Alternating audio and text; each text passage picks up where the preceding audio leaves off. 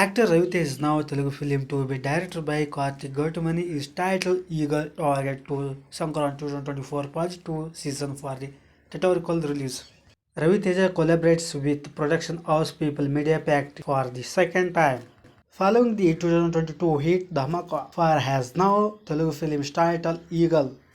The entertainer will be directed by cinematographer Karthik Gautamani. Unveiling the title, the video shows Raviteja as a man who is wanted by the intelligence authorities. Is he a painter, a cotton farmer, or does he have other authors? What is the story? The action entertainer also stars Anupama Parmeshwaran, Kavya Thafa. Kartik Gatiman has a co-written Eagle along with Manibabu Karnam. Eagle is under the production in Hyderabad and is scheduled to release during Sankranti January 2024.